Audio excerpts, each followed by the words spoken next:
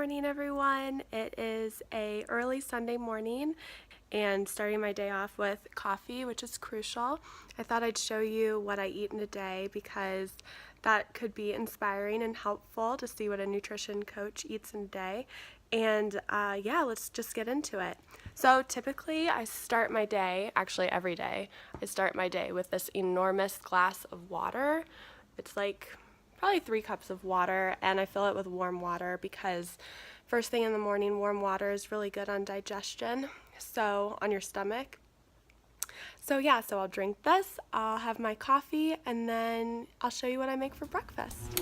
So to a blender, I added 1 3/4 cup of oats, and I'm grinding it into an oat flour, just on kind of medium-low until it gets into a flour consistency. And then I'm using the Sweet Revenge granulated coconut sugar. I used just under half a cup. And then some almond milk. I like this unsweetened vanilla almond milk. And half a cup of that. Just pour it into the blender. And then half a cup of applesauce. And then we're going to do 2 teaspoons of baking powder. We always want double the baking powder to baking soda. So 2 teaspoons baking powder. And then we're going to do 1 teaspoon of baking soda. I love this recipe because everything just blends in your blender. So there's no stirring or anything. Then I'm doing half of a lemon, and this will activate the baking soda and it'll get really sizzly and frothy, so that's what's going to make your cake rise. And then I'm doing a teaspoon of vanilla extract and a pinch of salt. And we're just going to blend all of that together in the Vitamix. Again, on medium-low, it doesn't really need to be on high or anything, and I'm just using the tamper to get all the flour off the sides and that sort of thing. So yeah, you're just going to blend it until it's nice and smooth, kind of like a batter consistency. And then I'm going to make my crumble. So I have homemade almond flour. So I'm using 2/3 of a cup of that, and then I'm using the coffee flour from my Trader Joe's haul for the topping, streusel. So this is 1/3 of a cup of coffee flour. And that just goes into the bowl, so that'll add a nice coffee flavor to our cake. And then I'm doing several dashes of cinnamon. So the recipe that I was watching was a teaspoon, so that's probably about a teaspoon of cinnamon. And then we're gonna do 3 tablespoons of maple syrup. I use really good maple syrup, none of the fake stuff, because if you're gonna eat maple syrup, you want it to taste good and real. And then I just use a fork to combine it until it forms a streusel type consistency. So just give it a stir for a little bit and it'll start to come into crumble consistency. And this just takes a few seconds. So keep working it and it'll eventually come together.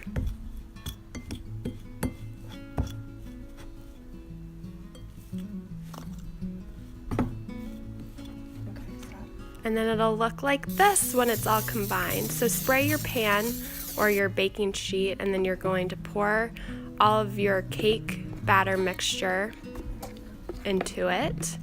Make sure you scrape down all of it from the blender. And spread it out nicely into an even layer.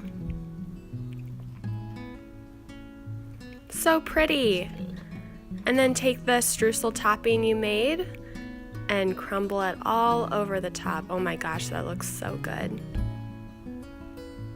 The streusel is the best part, and this cake recipe is like almost a 1-to-1 ratio of batter to streusel. So this is gonna be really good.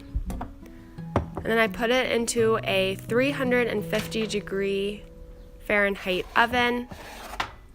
So just stick it in there, preheated, ready to go. And it's gonna bake for about 45 minutes. So just set your timer for 45 minutes. And we'll see what it looks like when it comes out of the oven. So after 45 minutes, the cake is absolutely perfect. So I'm just cutting up a big piece here. And I realized in a little bit that this piece was a third of the cake. So I ended up cutting this in half. But the streusel topping in the cake is in a 1-to-1 ratio. So if you like streusel, this is the best cake ever then. So here's my breakfast. I have half a pint of strawberries and some blackberries. My piece of crumbly vegan coffee cake. This is so good. Definitely try this recipe.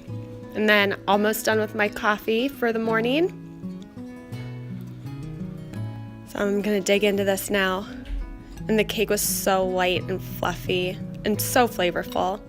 Last bite.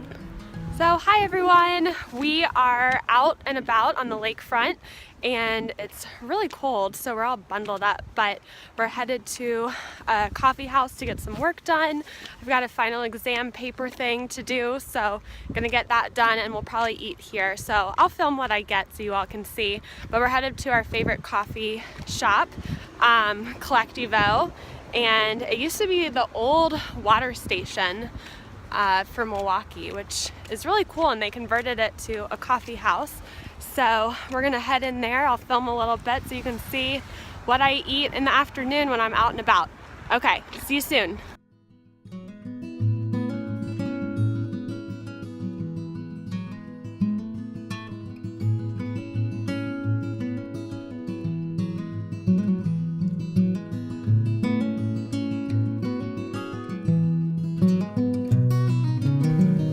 This is what I got to drink. It is organic white tea, and I had them put a wedge of lemon in there.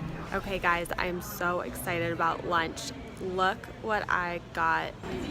This is their vegetarian white bean chili and homemade sourdough bread with a sweet potato sour cream. Yum! Snack time was this beet juice with my lime sparkling water and an orange.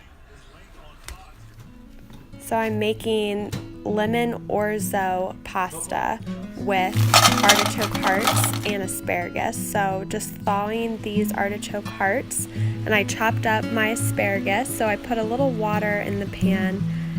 We've got it on medium-high heat to get it going.